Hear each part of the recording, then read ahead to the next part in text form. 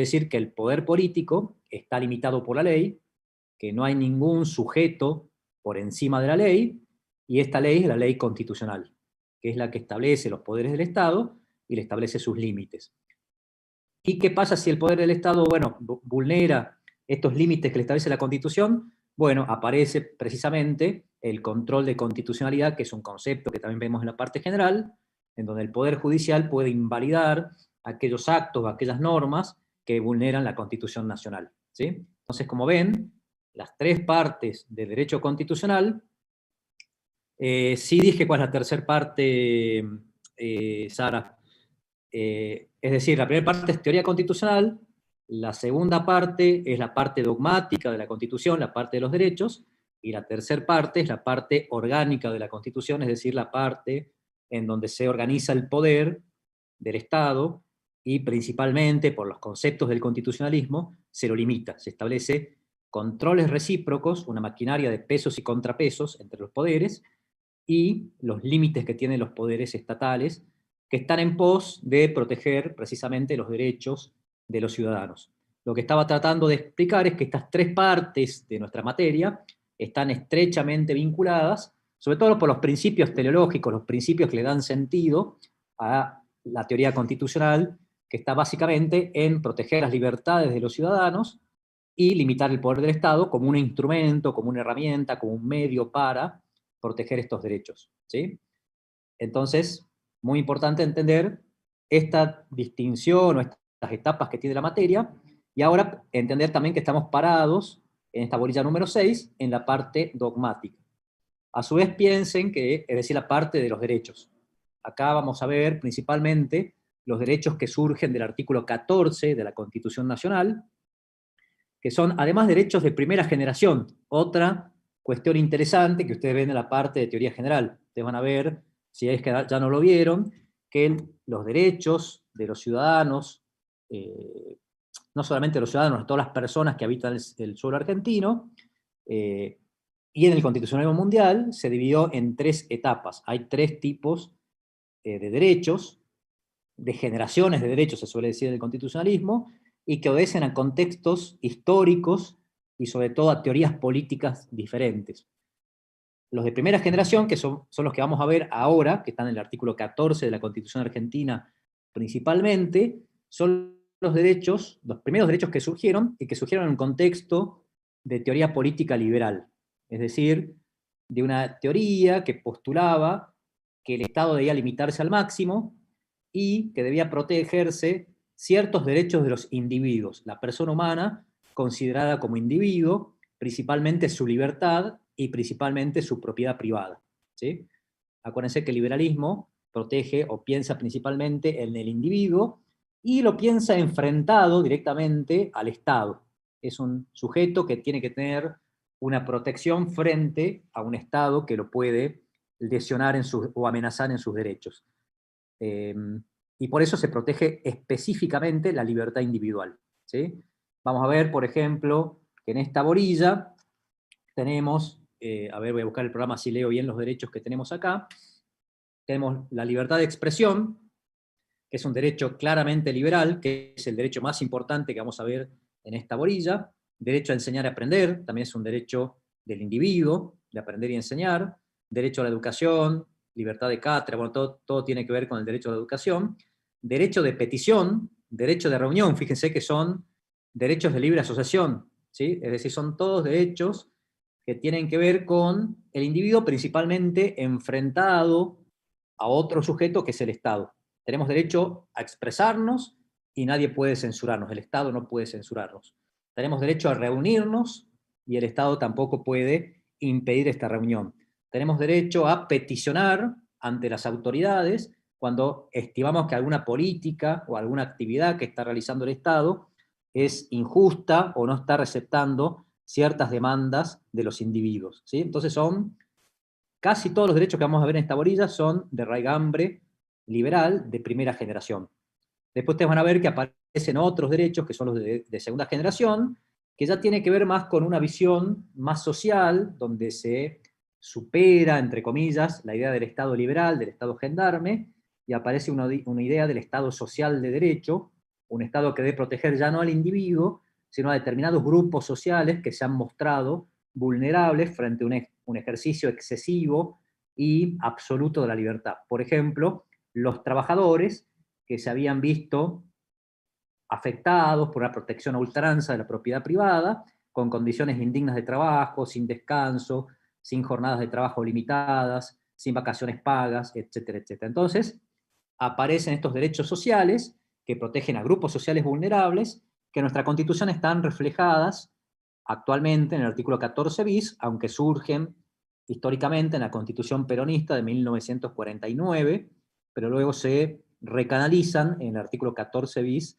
de nuestra Constitución, y después aparecen, no son motivo de esta clase, pero quiero que ustedes se ubiquen conceptualmente en la materia, los derechos de tercera generación. Ahí, Sara, ya voy a ir explicando derecho por derecho de lo que tenemos en esta bolilla, ¿sí?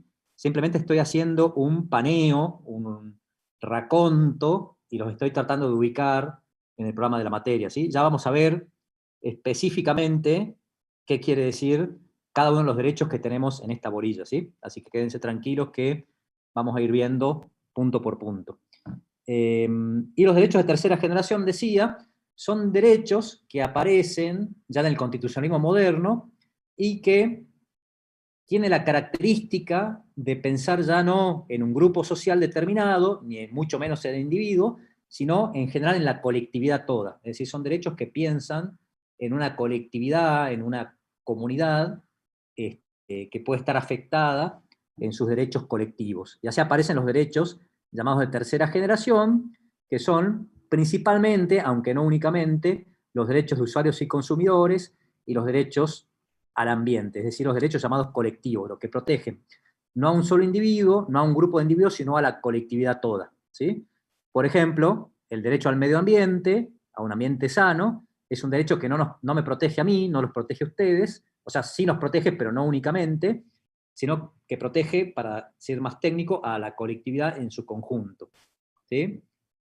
Pongamos por caso, la Corte Suprema, en un fallo llamado Mendoza, ordenó que la Ciudad de Buenos Aires y el Estado Nacional saneen el riachuelo, que ustedes saben que es un río de la Ciudad de Buenos Aires que está altamente contaminado, y al hacer esto está beneficiando no solamente al vecino de La Boca, que vive ahí a las orillas del riachuelo, sino a toda la comunidad de Buenos Aires, y podría decirse a toda la comunidad del país, porque va a tener un ambiente más sano, ¿sí? Entonces, esta idea de un derecho colectivo, plurindividual, individual homogéneo, ya vamos a ir viendo las distinciones que hay adentro, bueno, son propios de los derechos de tercera generación, ¿sí? La protección de la Pachamama, bueno, hay derechos muy modernos que tienen que ver con estos derechos de tercera generación.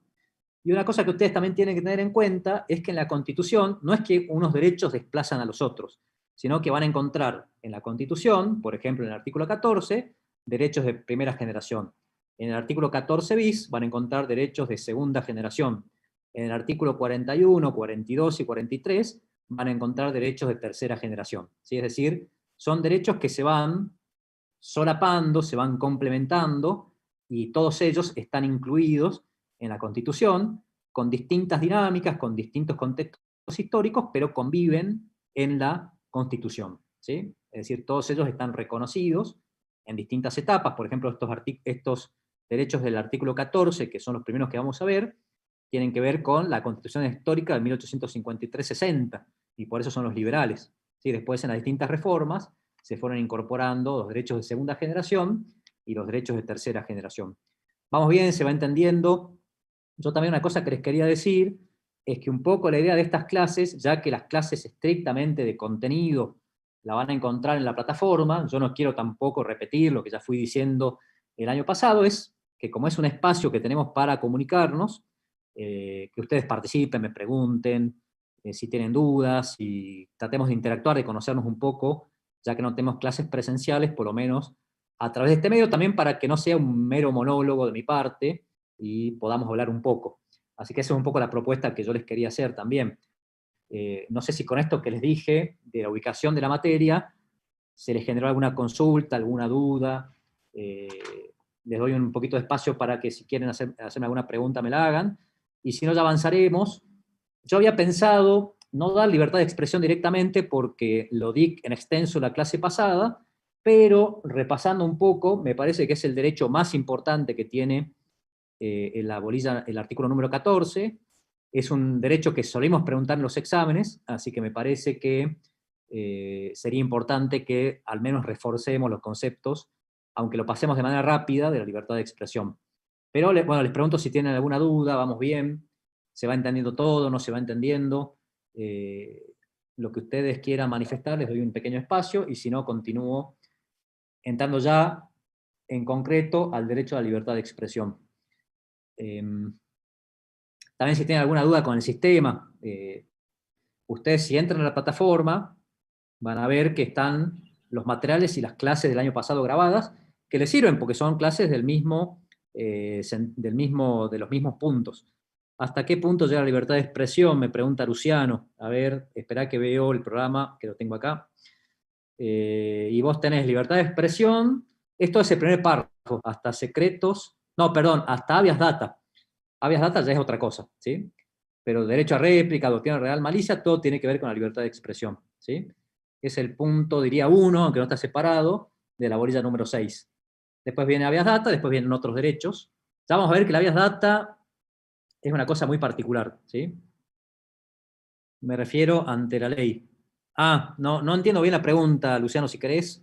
A ver, profe, yo creo, perdón, buenas noches. Sí, ¿qué tal? Creo que se refiere, por ejemplo, en el tema este de ahora que se está viendo muchas marchas, muchos cortes de calle, eso sería libertad de expresión, pero a la vez está perjudicando a las demás personas, por ejemplo, a los que nos manejamos en colectivos para ir a trabajar o cosas así.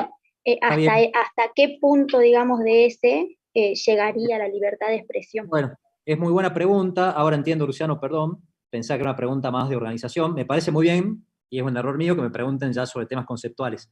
Lo vamos a ir viendo, porque la libertad de expresión tiene un conjunto de principios que establecen cuáles son los alcances y las limitaciones del derecho. Pero como concepto general, aunque el corte de calle sí está relacionado con la libertad de expresión porque es un modo de expresión, pero particularmente tiene que ver más con el derecho a protesta, que es un derecho que se ha desarrollado mucho más en el ámbito del derecho a peticionar. Ya lo vamos a ver, pero sí, como no lo vemos en esta bolilla, pero lo que sí les quiero decir es que un principio genérico del derecho constitucional es, y está muy desarrollado en la doctrina más moderna, esto es más para abogados tal vez, pero me parece interesante que ustedes lo tengan en cuenta, es que no hay ningún derecho absoluto, ¿sí? ¿Por qué? Porque, dicen los autores, los derechos chocan unos contra otros, con lo cual no hay derechos absolutos, hay derechos que deben ser, como dice la Constitución, razonablemente reglamentados. Por ejemplo, el artículo 14, fíjense que dice, todos los habitantes de la nación gozan de los siguientes derechos, pero vean esta parte, conforme a las leyes que reglamenten su ejercicio. Conforme a las leyes que reglamenten su ejercicio. Es decir, los derechos deben estar reglamentados. ¿Por qué? Precisamente porque un derecho choca contra otro. Por ejemplo, en la libertad de expresión, el choque más común de derechos, esto se llama técnicamente en la teoría constitucional choque de principios. ¿Qué quiere decir esto? Bueno, que los derechos constitucionales, los principios constitucionales, son en abstracto, en la Constitución, todos ellos válidos, todos ellos plenos, pero en los casos concretos colisionan, chocan. Por ejemplo, la libertad de expresión generalmente colisiona con el derecho al honor, ¿sí? Es el típico o la típica colisión que tiene el derecho de expresión, de la libertad de expresión. Por ejemplo, cuando un periodista, caso también típico, dice que un determinado político es un corrupto, es un ladrón, etcétera, etcétera. Ahí hay un choque entre dos derechos constitucionales, ambos válidos en principio, que son el derecho a la libertad de expresión por un lado, y por otro lado el derecho al honor, ¿sí? de esa persona a la cual se le está injuriando, difamando, bueno, ya vamos a ver, ¿sí? ¿Y qué pasa? Bueno, hay normativa que reglamenta cómo se debe utilizar el derecho para no hacer un ejercicio abusivo de ese derecho, y además hay un conjunto de parámetros jurisprudenciales, es decir, que ha ido elaborando la jurisprudencia, es decir, los jueces, para establecer cuáles son los límites hasta dónde llega cada uno de estos derechos. Cada uno de los derechos tiene sus particularidades y por eso tenemos que ver uno por uno. Pero el concepto general es que, como bien preguntan ustedes, no hay derechos absolutos. Hay derechos que se ejercen de manera razonable y con ciertos límites que generalmente uno dice, el derecho de uno termina en donde empieza el derecho de los demás. Esa es una máxima bastante vacía, diría yo, no dice mucho, pero bueno, es una idea de que en una sociedad, en una comunidad, tenemos que articular coherentemente los derechos y ningún derecho puede ser absoluto porque afectaría los derechos de los terceros, ¿sí? También hay un principio en este punto estructurante de nuestro constitucionalismo que está en el artículo 19 de la Constitución Nacional, ¿sí? Que tiene que ver con la lesividad, ¿sí? ¿Qué dice el artículo 19? Se lo voy a leer, es un artículo muy, muy importante, a mi modo de ver uno de los más importantes de la Constitución. Fíjense qué interesante este artículo, dice: las acciones privadas de los hombres que de ningún modo ofendan el orden y la moral pública, ni perjudiquen a un tercero, muy importante, están reservados solo a Dios y exentos de la autoridad de los magistrados, ¿sí? Es decir, cualquier acto privado o cualquier acto que no siendo privado no afecte a un tercero, no puede ser bajo ningún punto de vista prohibido, ¿sí? Que es el principio de lesividad. Es decir, si yo no afecto con mi comportamiento a un tercero, nadie me lo puede impedir. El Estado ni ninguna norma me lo puede impedir porque si lo hace es inconstitucional. Ahora, si lesiona a un tercero, ahí sí el Estado puede empezar a intervenir, a reglamentar, regular y a establecer los límites de cada uno de estos derechos, ¿sí? Con la libertad de expresión se puede lesionar a terceros, claro que sí, cuando, por ejemplo, como dije recién, se habla mal, se difama a una determinada persona, ¿sí? Entonces vamos a ir viendo cuáles son los límites que jurisprudencialmente ha establecido, o normativamente en algunos casos se han establecido para la libertad de expresión en este caso. ¿Vamos bien? ¿Se va entendiendo? ¿Alguna duda? Profesor, Sí, Nora. ¿alguna opinión ahora que habló con esto de que cualquier acto que no afecte a un tercero, con lo que había sucedido por el tema este de la prohibición de la pandemia de reunirse y que el presidente se reunió con otras personas y que en su momento alegaron de que como no habían contagiado a nadie, no habían perjudicado a nadie, no tendrían por qué tener sanción? Ujú.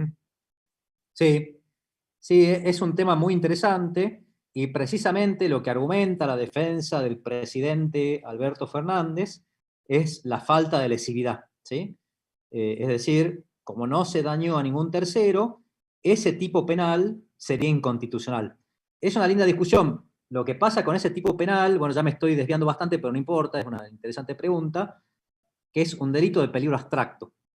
Es muy polémico porque un delito de peligro abstracto quiere decir que es un delito, el artículo 205, que es aquel que incumple disposiciones o normativas de la autoridad sanitaria para evitar la propagación de una pandemia, así dice el artículo 205 del Código Penal, simplemente se refiere a un incumplimiento de un dispositivo. No habla de que sea necesario producir un daño, una lesión, ¿sí? Un daño a un tercero. Y por eso se llaman peligros de delito abstracto, pues se considera que esa conducta es peligrosa, pero no se requiere un daño. Se discute la constitucionalidad, pero en general la doctrina penal ha entendido que es válido y lo ha sustentado en la lesión a la norma, ¿sí? Si bien no hay una lesión directa a un tercero, al lesionarse la norma se pone en entredicho el ordenamiento jurídico y con eso indirectamente se lesiona a terceros y más en un contexto de pandemia. Es una discusión, obviamente, y precisamente en esa discusión se puede alegar, como hizo la defensa del presidente Fernández, la violación del artículo 19, en cuyo caso se debería declarar la inconstitucionalidad, fíjense, ¿no? El alcance de la defensa, la inconstitucionalidad del artículo 205, y por ende, en la misma herramienta que utilizó el presidente a través de decretos para implementar la pandemia y perseguir penalmente a un montón de gente que había incumplido sin contagiar a nadie. Por ejemplo, el remero, el famoso remero que salió a remar solo, sin posibilidad de contagiar a nadie, y lo único que estaba haciendo era violando la norma, la disposición sanitaria, ¿sí? Entonces, si para Alberto Fernández no hay lesividad, en el caso del remero mucho menos, ¿sí? Pero bueno, son discusiones interesantes que tienen que ver con el artículo 19, ¿sí? Y en este Profe, Sí, disculpe, el ejemplo que quiero dar es Sí, la libertad de expresión de los profesores. A sí. ellos los reprimió con la policía y cuando hubo cortes sobre las calles San Martín, acá en Salta, no hicieron nada prácticamente. ¿Por qué surgió esa diferencia, digamos, entre la libertad de expresión de los No, profesores y no, la libertad se me de expresión cortó, de los piqueteros? se me cortó cuando, no entiendo no escuché bien el conflicto. Los docentes salteños, decís vos, que salieron a cortar las Claro, calles. los docentes salteños Sí. que ¿Y qué salieron a pasó? cortar las calles sin agresión alguna. Y cuando Sí. los piqueteros salieron a cortar las calles, hubo un montón de conflicto y la policía no hizo prácticamente nada, digamos. ¿Por qué se aplicaron esos dos casos distintos y reaccionaron de distintas formas? Pero, para que no entiendo muy bien. O sea, vos decís que a los piqueteros los reprimieron, a los docentes no. ¿Hubo represión policial de los piqueteros? La verdad que no sé. Por eso pregunto. No, fue al revés, los policías como que reprimieron a los Ah. profesores que estaban haciendo una protesta con expresión de libertad, pero a los piqueteros no, digamos. Bueno, ya Ellos vamos no. a ver, pero en principio, precisamente, el corte de ruta, ya vamos a ver, porque ahí precisamente hay de vuelta una colisión de derechos. No es la libertad de expresión técnicamente, ¿no? Es el derecho a peticionar, el derecho a la protesta. ¿Tiene que ver con la libertad de expresión? Sí, tiene que ver, pero indirectamente. Pero hay un derecho de todos a circular. Y aparte, el corte total de la circulación está tipificado como un delito en el Código Penal. Obviamente que hay que hacerlo con mucho cuidado. Ahora vamos a hablar un poco de eso cuando veamos libertad de expresión. Eh, Porque se está ejerciendo un derecho muy importante, que es el de peticionar, y hay distintas peticiones, pero técnicamente, jurídicamente, está habilitado, estaría habilitada la policía, que se está cometiendo un delito, a despejar las vías de circulación. Técnicamente es así, la ley lo habilita, ¿sí? Sobre todo porque hay un delito que se está cometiendo y la policía, cuando se comete un delito, puede actuar por estar siendo un delito en flagrancia y tiene que cortar, porque así lo manda el Código Procesal Penal, tiene que evitar que el delito siga produciendo sus efectos. Generalmente no se suelen reprimir estas manifestaciones porque se entiende que son manifestaciones muy importantes, que donde se está ejerciendo un derecho muy importante y hay una utilización de la prudencia política. Pero técnicamente, si se llegara a reprimir, estaría en principio habilitado por las normativas que tenemos, ¿sí? Eh, yo, salvo que esté muy equivocado, puede ser que esté equivocado, entiendo que no se reprimió a los docentes. ¿Ustedes dicen que sí se reprimió? Yo entiendo que sí cortaron la ruta y no hubo una represión policial. Capaz que estoy equivocado, ¿no? Puede ser, pero no estuve siguiendo muy de cerca el tema, la verdad. Pero si... Sí, profe, Hubo bastantes profesores lastimados, llevaron a Ah, la policía como si fueran ladrones, todo horrible. bueno, eso estaría mal, digamos, desde el punto de vista de otro principio constitucional, que es la igualdad, digamos, que se reprima a unos y no se reprima a otros, se estaría aplicando la ley de manera desigual y se estaría afectando el principio constitucional del artículo 16. En ese caso habría que preguntarles a los que dieron la orden por qué a unos sí y a otros no, ¿sí? Porque parecería ser que es una actitud discriminatoria, ¿sí? Y que vulnera el artículo 16 de la Constitución Nacional. Eh, digamos, si van a aplicar la ley, se tiene que aplicar a todos por igual. Si no la van a aplicar porque consideran que el derecho a protesta es muy importante, todos tienen derecho a protestar. Eso debería ser así. ¿Sí? Bueno, si les parece, lesión, Luis. Bueno, lesión, de hecho puede ser lesionado tanto en el aspecto físico como en el aspecto moral. Cualquiera de las dos se consideran lesiones a derechos. ¿Sí? De hecho, en el derecho se ha elaborado lo que se llama daño moral, que tiene que ver con daños psicológicos, bueno, no solamente psicológicos, pero entre otros el psicológico, emocional, etcétera, etcétera. Bueno, vamos a la libertad de expresión, si no nos vamos a quedar sin tiempo. Yo otra cosa que les quería decir es que mis clases no van a ser muy largas porque a mí me parece que clases de 2 horas son, por este sistema, muy poco llevaderas, así que vamos a hacer clases de hora, hora y media, como mucho, ¿sí? A ver, ahí me pregunta algo Sara. De alguna forma, cuando una parte actúa con agresión de la protesta, ¿se controlaría la fuerza? No sé si entiendo bien la pregunta, pero yo te diría, Sara, que se puede distinguir una protesta, que es un ejercicio de un derecho, con un delito. Por ejemplo, bueno, cortar una calle podría ser un delito, habría que analizarlo en la ponderación de derechos, pero por ejemplo, tirar una piedra, lesionar a un policía, es decir, cometer un delito dentro de un... cuando uno ejerce un derecho, pero no puede cometer delitos precisamente porque está lesionando a terceros, que es lo que establece el artículo 19. En ese caso, esa persona técnicamente tendría que ser separada de la manifestación y o arrestada, o aprendida, o sancionada, o por lo menos que cese con su actitud violenta, digamos. Pero claro, en las manifestaciones eso es muy, muy difícil porque separar a uno es muy difícil, puede generar mayores... Hay cuestiones que son jurídicas y cuestiones que son de prudencia política, ¿no? Diría yo. Pero técnicamente la respuesta sería, lo que correspondería es separar a esa persona y que cese con su actitud, ¿sí? Eso sería técnicamente... Claro. Sí, Hola, profe, soy Sara. sí, Sara. Sí, veía mucho, por ejemplo, en las noticias en donde, por ejemplo, los policías tratan de separar a esas personas, pero los mismos manifestantes tratan de resguardar a esas personas y ahí de un problema pequeñito se hace uno más grande y empieza el problema. Claro. No sé hasta qué punto fueron los manifestantes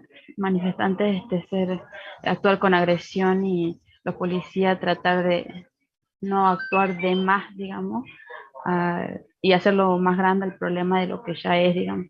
Claro, por eso le digo, es una cuestión ya que escapa a lo jurídico, y es una cuestión de prudencia política, de quién está dirigiendo el procedimiento, del ministro que está a cargo, que diga, bueno, si no hay tanta violencia, dejemos ahí la cosa porque puede ser peor.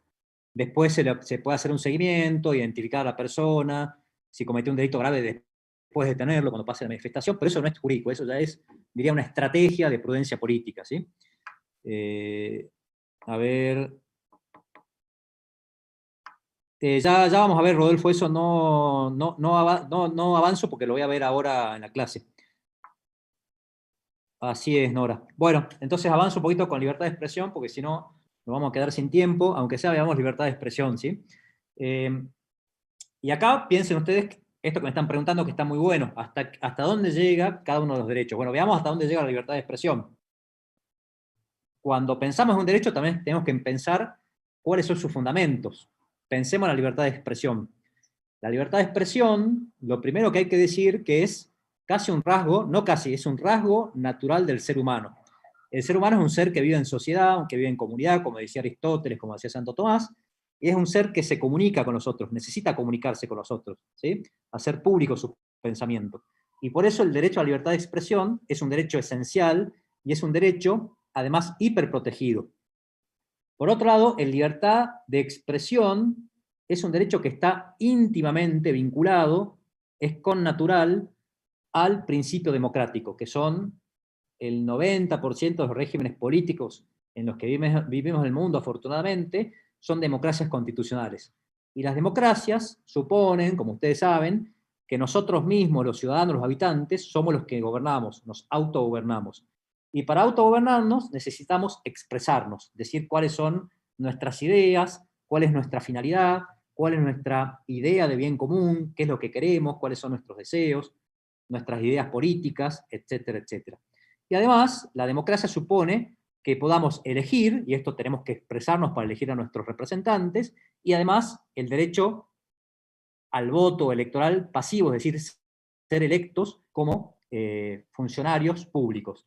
Y para ser electos como funcionarios públicos también tenemos que tener este derecho a expresarnos, decir cuáles son nuestras ideas, tratando de convencer a la población para que nos elija, ¿sí? En nuestra Constitución, bueno, y por eso, esto es importante, es un derecho que tiene una protección muy fuerte.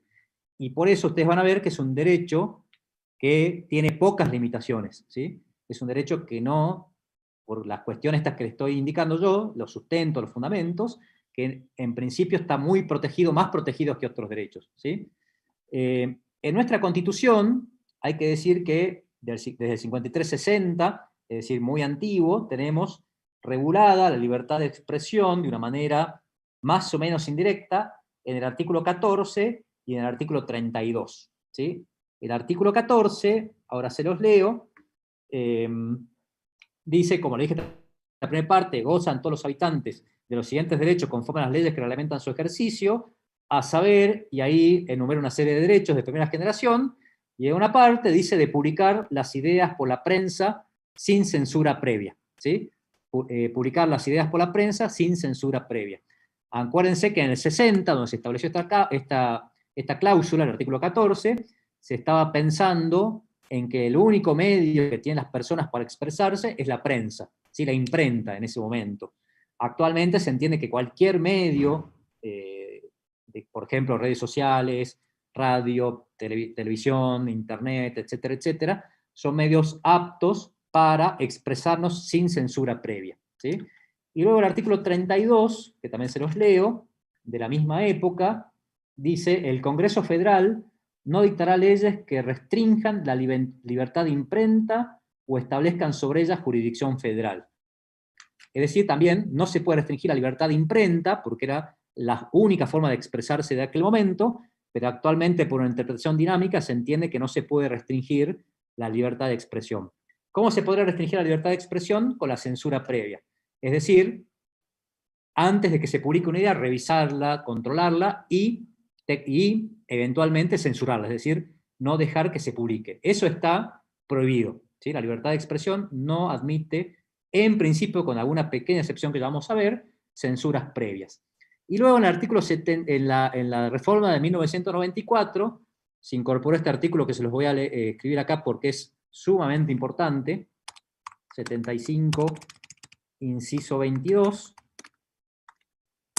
¿sí? El artículo 75, inciso 22, revolucionó nuestro derecho porque incorporó, no sé si ya lo vieron, pero es muy importante, incorporó al derecho interno lo que se llama el bloque de convencionalidad, es decir, incorporó tratados internacionales de derechos humanos a los cuales le dio jerarquía constitucional. Entre ellos, el llamado Pacto de San José de Costa Rica, que es la Convención Americana de los Derechos Humanos, donde establece específicamente la libertad de expresión en sus artículos 13 y 14. Y establece que la libertad de expresión, ya no habla de imprenta ni de prensa, no puede estar sujeto a censura previa, ¿sí? Y nos habla de libertad de expresión y de pensamiento, ¿sí? Entonces la libertad de expresión vendría a ser entonces la libertad de difundir por cualquier medio nuestros pensamientos, nuestras ideas, cualquier expresión que queramos manifestar, sin censura previa. Nadie nos puede censurar previamente a manifestarnos, a decir nuestra palabra, ¿sí? Y otra cosa muy importante, voy bastante rápido por el tiempo, es que la censura previa, que es esto que está prohibido dentro del ámbito de la libertad de expresión, puede tener un sentido restringido y un sentido amplio. Este sentido amplio es más moderno. El sentido restringido es esto que yo decía, que se revise, que no se publique de una lo que manifestamos, sino que haya una revisión previa de alguna autoridad y que esta autoridad decida si se publica o no se publica, ¿sí? Eso está prohibido en sentido estricto. Pero también está prohibido modernamente, y esto se ha incorporado también en el Pacto de San José de Costa Rica, lo que se llama censura indirecta. ¿Qué es la censura indirecta? Todo aquello, dice la Corte Interamericana de Derechos Humanos, que directa o indirectamente dificulte de una manera extrema la publicación de las ideas, ¿sí? Un ejemplo típico, que hay ya jurisprudencia en nuestro país y también en distintos países del mundo, es la pauta oficial otorgada de manera discriminatoria. Ustedes saben que los gobiernos difunden sus actividades, que tienen que ver con la transparencia de los actos de gobierno a través de los medios, y para hacer la difusión de sus actividades pagan una pauta oficial a los medios. Muchos medios, lamentablemente, en Argentina, en Salta, viven de la pauta oficial. ¿Y qué pasa con la pauta oficial? Bueno, muchas veces se utiliza para callar, para presionar a medios de comunicación que podrían ser opositores o críticos al gobierno. Entonces, ¿qué ha dicho la Corte Interamericana y qué ha dicho la Corte Argentina en dos precedentes que son Río Negro y Perfil? Es que la pauta oficial no puede utilizarse de manera discriminatoria contra, es decir, quitando la pauta o reduciendo la pauta a medios periodísticos que son críticos del gobierno para callarlos, porque es una forma indirecta de censura, ¿sí? ¿Se entiende esto que les estoy diciendo o no? Porque es importante que lo entiendan.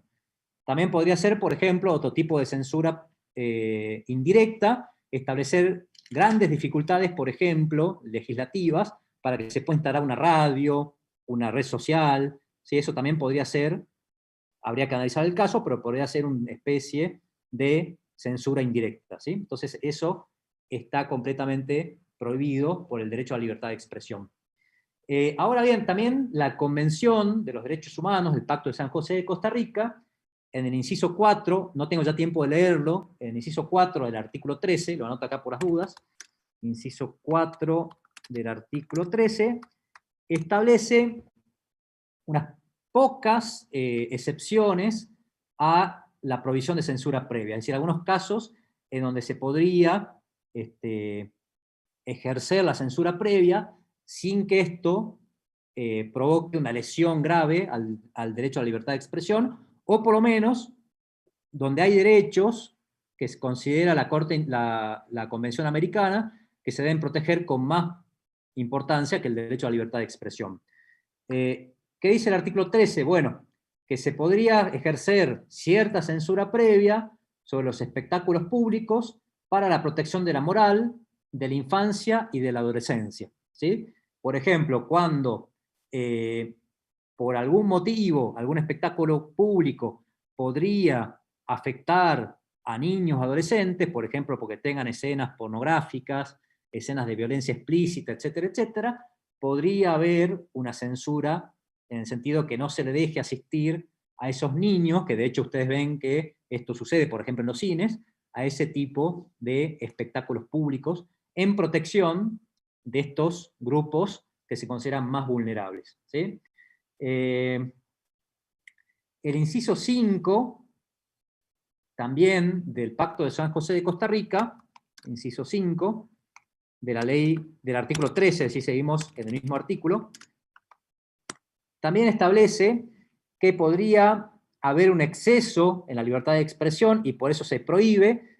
Fíjense que dice toda propaganda a favor de la guerra, la apología del odio nacional, racial o religioso que constituyan incitaciones a la violencia, ¿sí? Entonces, también podría censurarse expresiones que tengan que ver con la incitación a la violencia, con el odio racial, con el odio religioso, etc. ¿sí? Podría estar admitida, de acuerdo a la legislación interna de cada Estado, algunas expresiones de esa índole. Aunque siempre con alguna tensión y alguna polémica, ¿sí? Uno podría decir, como ya vamos a ver que lo dijo la jurisprudencia norteamericana, incluso aquellas expresiones más desagradables y más complejas deberían estar admitidas en las democracias plurales que somos, ¿sí? Vamos bien, se va entendiendo. La verdad que no sé, Joana, digamos, si hubiera algún dibujo animado que no fuera para niños, es decir, con escenas de alto contenido sexual o de alto contenido de violencia, podría ser el caso. Podría ser un caso que se pueda censurar para el público protegido, ¿no? Pues acá de vuelta, lo que está haciendo la norma es ponderando, es ante una colisión de derechos de los niños y de los adolescentes y la libertad de expresión, se inclina por la protección de los niños, ¿sí? Y cede el derecho a la libertad de expresión cuando colisionan estos derechos, ¿sí? Siempre, acuérdense, en los derechos está este tema de colisión. Como ustedes me preguntaban también, ¿qué hacemos cuando nos cortan la calle y están vulnerando la libertad de circulación? Bueno, hay que ponderar, hay que ver qué debe prevalecer en ese caso, ¿sí? A ver, ahí me están preguntando algo, Pedro. En mi ciudad los supuestos periodistas locales abusan de la libertad de expresión y se agarran con el actual intendente. Bueno, eso estaría habilitado, Luis, dentro de lo que se llama libertad de expresión. Ya vamos a ver las pautas que tiene la libertad de expresión, pero el escrutinio que se ha establecido es que cuando la persona sometida a crítica es un funcionario público, tiene que aguantárselas, para decirlo en términos muy llanos. Porque él se ha puesto en un lugar de escrutinio público, en un lugar representativo, y tiene que ser permeable a la crítica, ¿sí? Aunque sea despiadada. Ya vamos a ver que existen algunas limitaciones, pero en principio, y ahí aparece la doctrina de la real malicia, que ya la vamos a ver, ¿sí? La doctrina de la real malicia. Pero, en principio, un funcionario público debe soportar la crítica, aunque ésta sea despiadada, ¿sí? Ahora, no está protegido por la libertad de expresión insultos, ese tipo de cosas no, y eso ya hay jurisprudencia también, pero sí la crítica. Si uno critica, incluso con información falsa, ya vamos a ver qué pasa con información falsa. El Pacto de San José de Costa Rica es la Convención Americana de los Derechos Humanos, que tiene jerarquía constitucional. Bueno, sigo porque veo que hay mucho intercambio ahí, pero me voy a demorar mucho si me pongo a leer. Yo traje acá, bueno, lo voy a pasar muy rápido. Lo que quería marcar es la diferencia. Estados Unidos, ustedes saben que es una sociedad muy liberal. Argentina no es tan liberal como Estados Unidos, y esto da una diferencia en el tratamiento de la libertad de expresión. En Estados Unidos, la libertad de expresión es realmente un derecho hiperprotegido. ¿Sí? Fíjense, alguna jurisprudencia que yo les traigo acá, no es importante, esto solamente para que ustedes tengan una idea.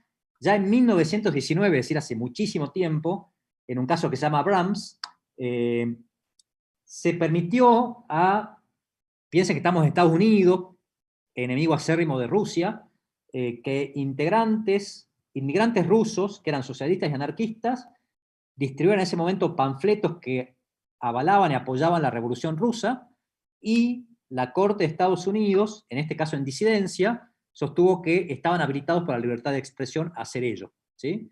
Que no se los podía censurar.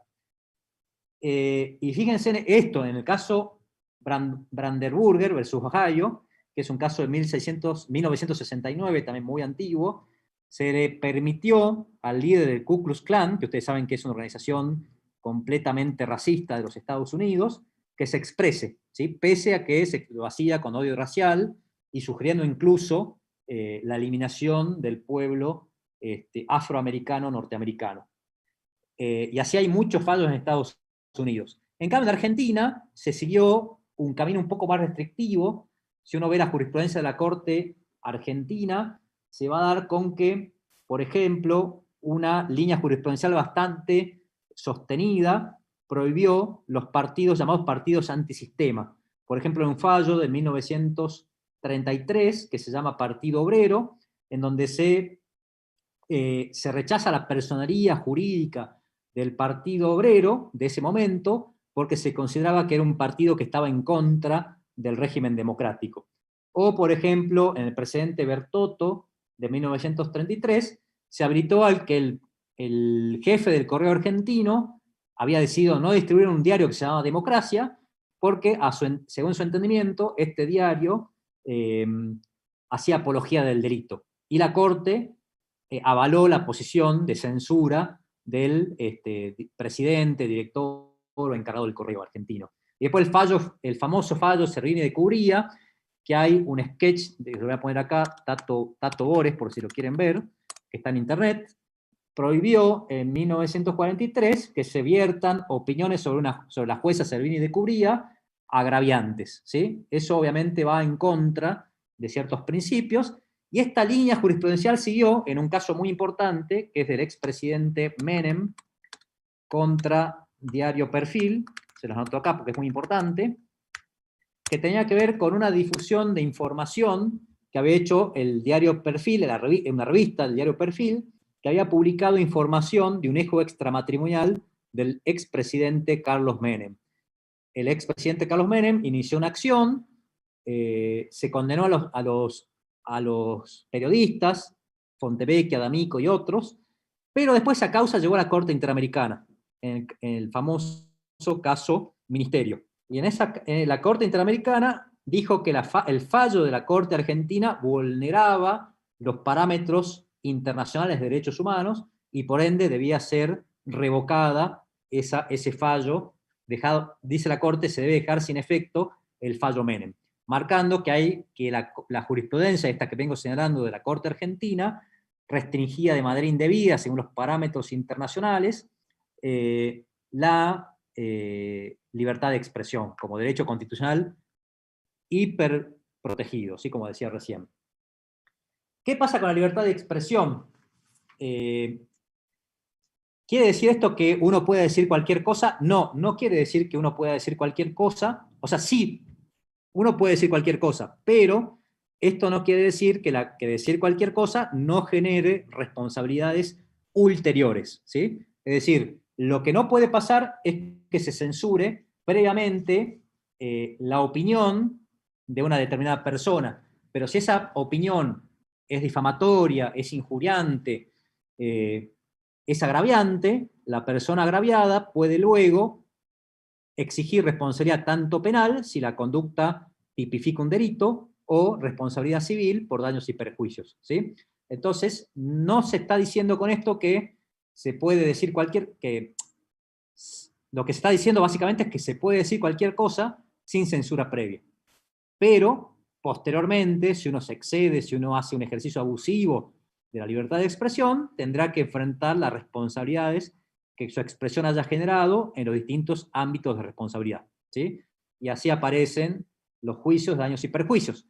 Y esto es lo que también la Convención Americana de Derechos Humanos, en el artículo 13, inciso 2, que es el artículo que estamos viendo, marca, que es el derecho a la reputación, a la seguridad, salud y moralidad de la nación, ¿sí? Por ejemplo, si uno dice manifestaciones que son sediciosas, que incitan a la violencia, después tendrá que enfrentar las responsabilidades ulteriores, sin censura previa, pero sí las responsabilidades ulteriores, sean penales o civiles, que su expresión haya causado, ¿sí? ¿Vamos bien? ¿Se va entendiendo? Bueno, Alejandro, eso también se va un poco del tema, porque de vuelta estamos hablando del derecho a la protesta, pero, digamos, si un manifestante golpea a la policía, está cometiendo un delito en flagrancia y puede ser ciertamente reducido por la fuerza, ¿sí? Eso está habilitado por el Código Procesal Penal, por todos los códigos procesales penales. Yo diría que usar las armas, bueno, habría que ver qué tipo de armas. Siempre el ejercicio de la fuerza tiene que ser racional, ¿no? No puede ser desproporcionado. Si no, estaríamos también abusando del derecho de la fuerza, ¿no? El abuso de autoridad. Y el ejercicio abusivo de la fuerza también es un delito, ¿sí? Así que hay que tener cuidado. Digamos, la idea, nos estamos yendo bastante de tema, pero sería que las fuerzas de seguridad utilicen la fuerza estrictamente necesaria para evitar que el delito se consume o quede impune, ¿sí? Reducir a la persona, ponerle esposas, lo que fuera, ¿sí? Lo que fuera necesario, es decir, lo que se llama ejercicio racional de la fuerza, precisamente, ¿sí? ¿Alguna otra pregunta o avanzo? Así por lo menos terminamos con libertad de expresión. ¿Se entiende? Perfecto, Agustina. Excelente, si no hay ninguna duda, avanzo un poquito más, estoy salteando algún tema. Avance, profe, bueno. Voy a saltear esto porque no es tan importante. Esto también vamos a saltear. Vamos a la doctrina de real malicia, que esto sí es importante, ¿sí? ¿Qué es la doctrina de real malicia? Que está ahí en el programa, ¿sí? Se los anoto acá, pero lo van a ver, real malicia, que está bueno porque esto de vuelta es un criterio de ponderación, de equilibrio entre derechos en juego, ¿sí? Y límites de la libertad de expresión cuando colisiona sobre todo con el derecho al honor, ¿sí? Esta doctrina, lo primero que hay que decir, lo voy a anotar acá porque no es necesario que lo sepan al fallo, pero es un fallo muy famoso, que se llama así Sullivan versus, es un fallo de la Corte norteamericana, de New York Times, ¿sí? Que es el diario de New York Times. Se lo anoto por si a alguien le interesa. En ese caso, Sullivan versus New York Times, el diario New York Times había publicado información difamatoria contra la conducta de un funcionario público, y este funcionario público accionó en contra del diario, ¿sí? ¿Qué dijo la Corte allí? ¿Qué dijo el funcionario público? Que esa información era falsa y que por eso el diario era responsable y debía indemnizar al funcionario público y además debía cesar de publicar esa información. ¿Qué dijo la Corte Suprema de Estados Unidos? Estableció el estándar de la real malicia. ¿Qué dijo? Bueno, en estos casos donde está en juego la libertad de expresión y además de medios masivos de información, tiene que protegerse hiperactivamente la libertad de expresión, y más cuando se refiere a funcionarios públicos, con lo cual ya la jurisprudencia empieza a hacer una distinción entre personas públicas y privadas, una con protección fuerte y otras con protección débil, la persona privada con protección fuerte y la persona pública con protección débil, en cuanto a las difamaciones, en cuanto a la agresión al honor, y dijo que lo que debe hacer un funcionario público difamado o del cual se han publicado informaciones falsas o verdaderas pero injuriosas, es demostrar que se ha hecho con real malicia, es decir, que el periodista o el medio que la publicó sabía que la información era falsa, y no obstante ello la publicó, ¿sí? Es decir, se invierte la cara de la prueba, digamos. El que acciona en contra de una manifestación, de una expresión libre, debe demostrar que se ha hecho con real malicia. Es decir, no solamente que la información era falsa, sino que quien la publicó sabía que era falsa, ¿sí? Claro, por eso se llama real malicia, Melanie. Se hace sabiendo que la información es falsa, ¿sí? Recién ahí procedería la indemnización y la responsabilidad penal y civil de quien publica una información inexacta, ¿sí?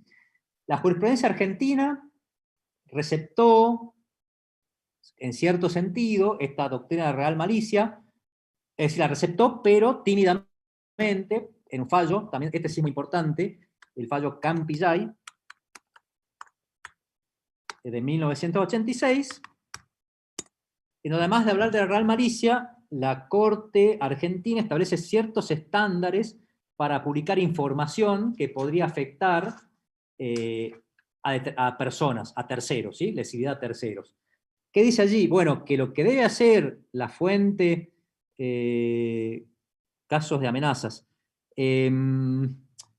La amenaza es distinta, Bricia, porque la amenaza es un delito, ¿sí? Amenazar a alguien no sería técnicamente una expresión, sino que sería un delito. Habría que ver a qué te estás refiriendo por amenaza, pero si es con la palabra anunciarle a alguien un mal futuro inminente, que es la definición de amenaza, por ejemplo, te voy a matar, te voy a asesinar, etcétera, etcétera, o coacción, que es cuando uno obliga o trata de obligar a alguien a hacer algo bajo amenaza, por ejemplo, si no haces esto te voy a matar, bueno, ahí son delitos, no sería técnicamente, no se estaría ejerciendo un derecho, sino se estaría cometiendo un delito. Por realidad no se está expresando nada más que un mal a una tercera persona, ¿sí? No es que se está expresando una idea, un pensamiento, una posición, ¿sí? ¿Se entiende? Eso sería una diferencia muy importante, porque con la palabra no solamente se expresan opiniones, sino también hay un autor que se llama Austin, que dice que con la palabra también se hacen cosas. Acá con la palabra se está lesionando directamente a un tercero, con la única finalidad de lesionar, en este caso, una lesión moral, como preguntaba recién, o psicológica, a un tercero, ¿sí? Sí, bueno, eso sería claramente, Luciano, un delito, ¿sí? Las amenazas no están protegidas por la libertad de expresión porque no son una expresión legítima, sino que es una expresión no de un pensamiento, no de una ideología, no de cuestiones políticas, sino de tratar de hacer un mal a una persona, ¿sí? No encaja en el concepto de expresión, sino de una expresión delictiva sería, ¿sí? Habría que agregarle ese adjetivo. ¿Qué dijo la Corte entonces en Campillay? La Corte dijo, los medios pueden publicar información que puede afectar el honor de determinadas personas, como de funcionarios públicos, pero deben hacerlo para no incurrir en responsabilidad con algunas condiciones. O citando la fuente, por ejemplo, decir que según lo que dijo la policía en su informe de fecha tanto, y en potencial, ¿sí? Citando fuente y en potencial. Tal persona habría hecho, es decir, no asegurando, por el principio de inocencia, que se ha cometido un delito o lo que fuera. ¿Se entiende?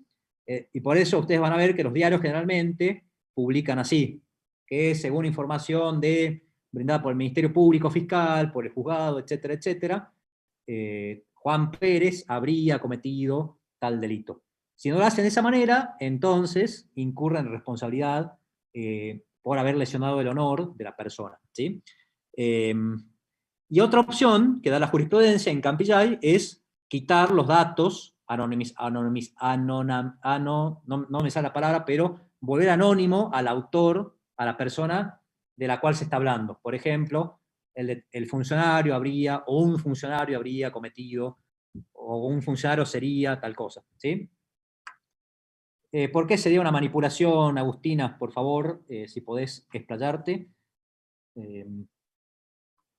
Porque no sé si entiendo bien la pregunta.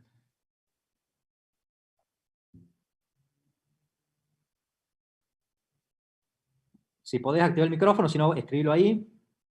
Anonimizado, creo que está bien así, Gabriel, gracias. Me trabo con esas palabras, tengo una dislexia. Pero sí, así no sé si existe, pero se utiliza. y se utiliza precisamente cuando uno habla, ya vamos a ver cuando veamos Habeas Data. La información contiene, claro, pero ¿qué? No entiendo, sí, obviamente los medios de comunicación llegan a mucha gente, pero ¿qué sería la manipulación? Ah, vos decís publicar información que no sea cierta.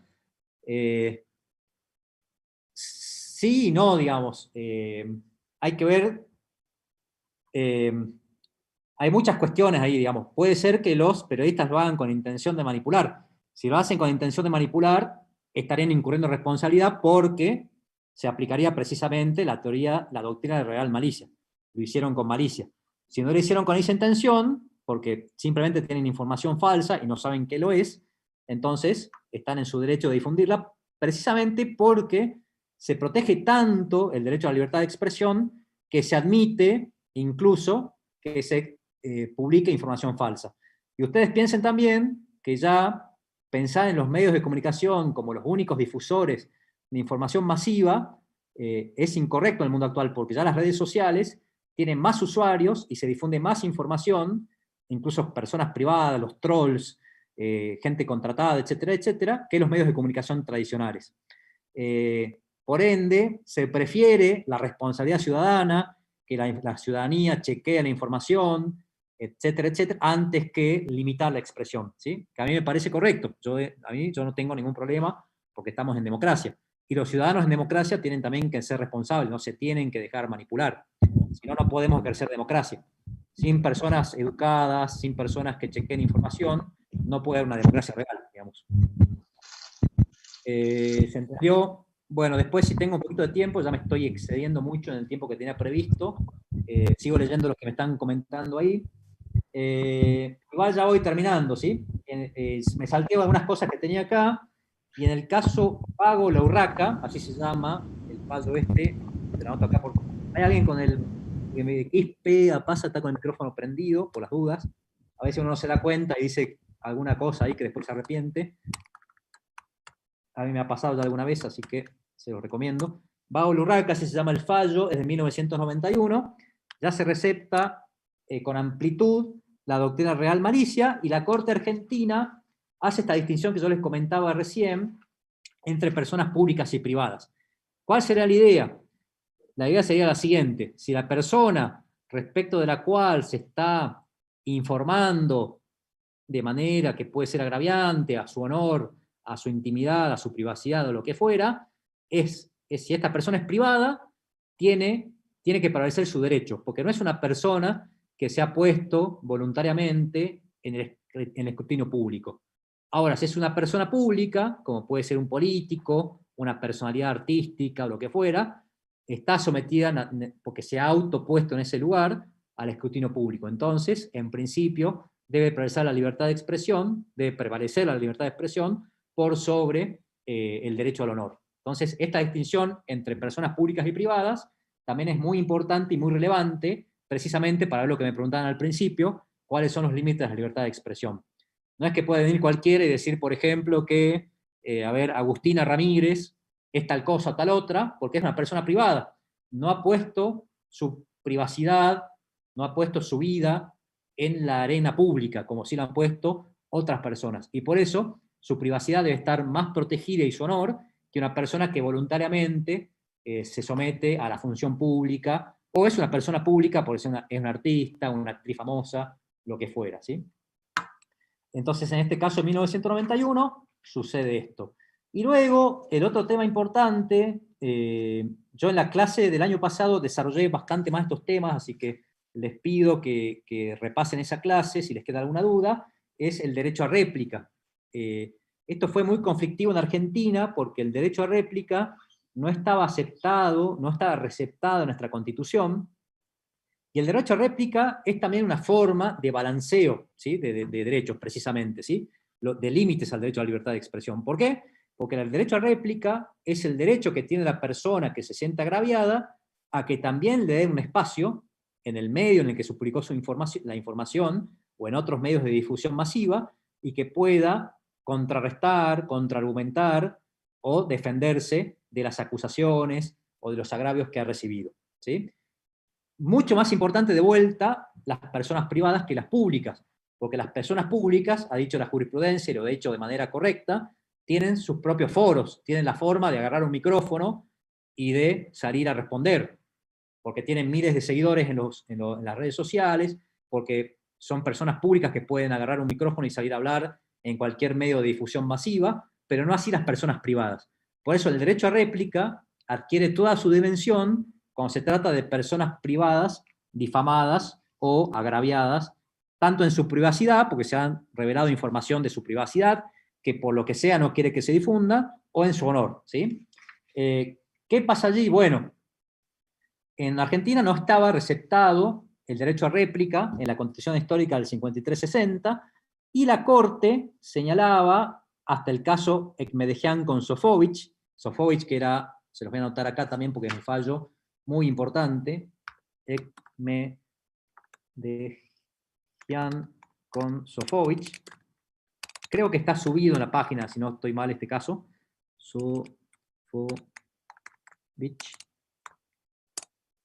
Sofovich, que es un caso de 1992, ¿sí? En este caso, ¿qué pasaba? Había habido en el programa de Sofovich, que era, no sé si ustedes lo conocen porque muchos de ustedes deben ser jóvenes, era una persona muy importante, muy famosa, que tenía un programa de televisión, visto por millones de argentinos, y había habido un escritor que se llama Dalmacio Sanz, que había en su programa realizado expresiones bastante, digamos, agresivas contra la fe católica, porque hablaba, por ejemplo, de la virginidad de la Virgen María, y hacía expresiones completamente inaceptables para el culto católico. Entonces, Ekmedejian, que era un profesor de Derecho Constitucional católico, pidió derecho a réplica en representación del grupo de católicos. Sofovich no se la dio, y la Corte indicó que por el Pacto de San José de Costa Rica, que establece el derecho a la réplica, debe dársele un espacio en el mismo programa y el mismo tiempo que tuvo el agresor para poder hacer el descargo, ¿sí? Entonces se aceptó por primera vez jurisprudencialmente el derecho a réplica. Y luego en 1994, de vuelta por imperio del artículo 75, inciso 22, se incorporó específicamente el derecho a réplica porque el Pacto de San José de Costa Rica adquirió jerarquía constitucional y con ello se incorporó indirectamente a nuestra Constitución como un derecho constitucional y convencional específicamente regulado. Bueno, hasta acá llegaría entonces básicamente las líneas de la libertad de expresión. Ahora les doy un espacio, pues ya son casi las 10, para que me hagan preguntas, y la clase que viene vamos a terminar rápidamente con esta bolilla número 6. Un médico, Noemí, yo diría que no, salvo que sea un médico que atienda, que sea un servidor público, por ejemplo, que opere en hospitales públicos, pero en principio el médico es una persona privada que ejerce una profesión como cualquier otra, una profesión liberal o en relación de dependencia, como puede ser un abogado, y el policía sí es un servidor público, el policía sí porque es un funcionario público.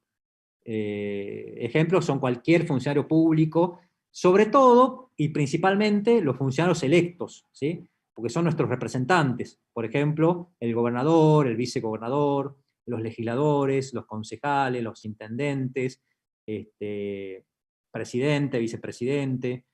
Esos son los que más o los que menos pueden alegar agresiones a su privacidad y agresiones a su honor. ¿Por qué? Porque están sometidos a la crítica democrática, ¿sí?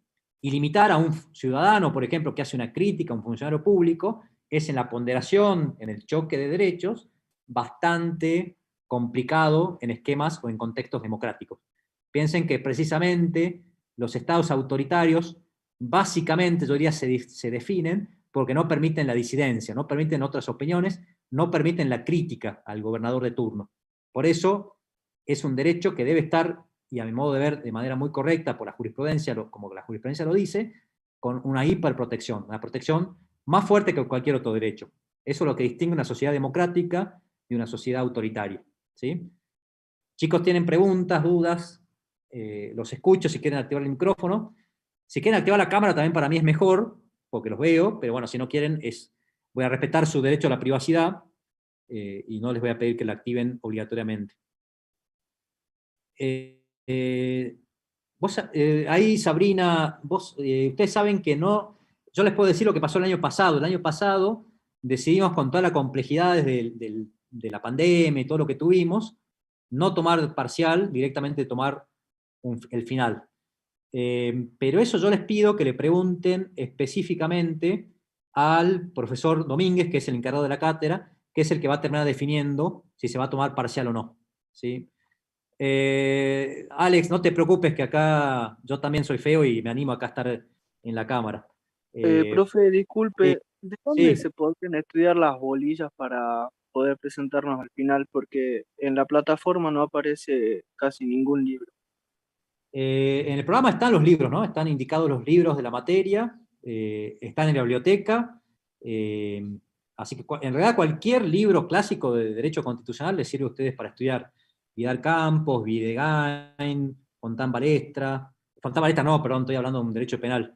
Videgain, Vidal Campos, Banossi, Aro, Ricardo Aro, cualquier libro de Derecho Constitucional. Igual en el programa van a ver que hay bibliografía, ahí está la bibliografía indicada. Y si hay material, nosotros hemos subido material, bastante diría yo, hay material subido. Por ejemplo, yo de esta clase me tomé el trabajo de escribirla y de subirla el año pasado. Sobre todo nosotros lo hicimos a eso cuando estaba completamente cerrado y los chicos no tenían acceso a la biblioteca, ¿sí? Actualmente sí hay acceso, así que les recomiendo que... También había en algún momento algún material que algunos chicos conseguían en la librería, en la biblioteca, en la fotocopiadora creo, que era un compilado donde estaban todas las unidades de la materia. A ver, acá había alguna otra pregunta. ¿En la fotocopiadora de la universidad están las bolillas? Deberían preguntar. Yo lo que les puedo decir que en otros años, chicos que cursaban la materia me mostraron que habían comprado en la fotocopiadora un compendio que en su momento había hecho el profesor Carranza, que era el titular de cátedra histórico, y que estaba bastante bien, que era un compilado de distintos libros, digamos, ¿no? Donde estaba toda la materia. Pero como les digo, cualquier libro que contenga la materia, cualquier libro clásico, cualquier manual, ni siquiera les pido un tratado. Busquen algún manual de derecho constitucional, que en la biblioteca hay varios, y con eso es suficiente, digamos. Si tienen alguna duda, nos preguntan si ese libro está bien o está mal. Tiene que ser posterior al 94, ¿sí? Porque el 94 hubo una reforma muy importante. Esa es la única aclaración. Sí. Yo le quiero hacer una consulta. ¿El derecho a réplica solamente abarca la forma de los políticos, digamos?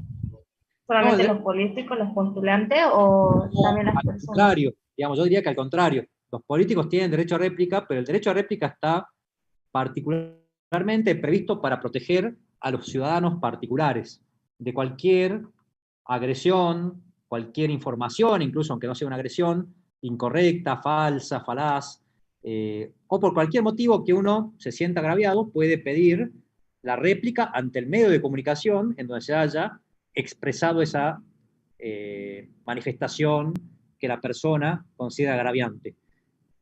La distinción ahí es que el político, la jurisprudencia la hace esta distinción, el político, la persona pública, tiene muchos mecanismos para expresarse, precisamente porque es una persona pública. Tiene el micrófono a mano, digámoslo así, ¿no? En cambio, el ciudadano privado no tiene muchos medios para comunicarse. Entonces, se aplica con mucha más importancia cuando el agraviado, entre comillas, es la persona privada. Entonces, simplemente tiene que dirigirse al medio, pedir, ejercer su derecho, y el medio tiene que darle el espacio, necesariamente, ¿sí? Obligatoriamente, porque es un derecho constitucional, ¿sí? Y si se lo niega, va a la justicia, y la justicia va a obligar al medio, como hizo en el caso del Medejan con Sofovich, a que le dé el espacio correspondiente, ¿sí? Para que pueda defenderse, argumentar, aclarar lo que quiera, ¿sí? Expresar lo que quiera, ¿sí? Que se invierte la carga de la ¿Me puede decir un ratito la parte de la doctrina malicia, la definición? De real malicia, bueno, la real malicia, como yo les decía recién, es una doctrina que limita la responsabilidad de las expresiones que se efectúan principalmente a través de medios periodísticos y respecto de funcionarios públicos. ¿Por qué? Porque es lo que tiene que demostrar el funcionario público que quiere responsabilizar al periodista que ha expresado una determinada manifestación agraviante, o falsa, es que esa manifestación, además de que es falsa, el periodista que la difundió lo hizo sabiendo que era falsa. Por eso se llama real malicia. Es decir, No es una malicia supuesta, no es que por ser falsa yo supongo y por eso responsabilizo al periodista, sino que además tengo que demostrar que el periodista difundió esa información sabiendo que era falsa. ¿Se entiende? Y eso limita obviamente mucho la responsabilidad por la expresión de los medios de comunicación frente a personas públicas. ¿Sí? ¿Se entiende? Si no se entiende, lo Gracias, digo. profe. Y por eso se habla de la inversión de la carga de la prueba, porque el que debe demostrar que quien difundió la información era falsa y sabía que era falsa es el agraviado. Generalmente el derecho funciona al revés. El que agravia tiene que demostrar que lo hizo sin intención. Acá se invierte, ¿sí? Tengo los libros de Vidal Campos. Sí, esos libros sirven perfectamente, Rocío. Son libros muy buenos. Vidal Campos es un clásico de la materia. Y la Constitución Reformada ya es de posterior de 1994, así que está perfecto. Son libros que sirven perfectamente. ¿Sí? Ahora otra pregunta, chicos.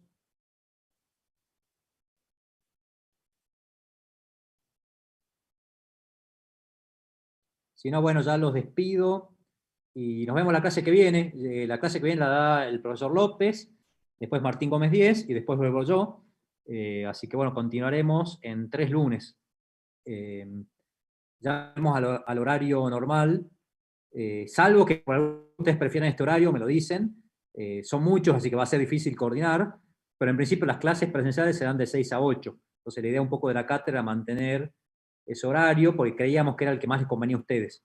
Pero cualquier cosa nos dicen ahí en el foro. Yo no tengo problema en dar la clase más tarde, en mi caso por lo menos no tengo problema. Bueno chicos, nos vemos, que anden muy bien, tengan buena semana. Profe, ¿cuántas buenas unidades son? ¿Esas todas que están ahí? ¿11? ¿Puede ser? Recording stopped.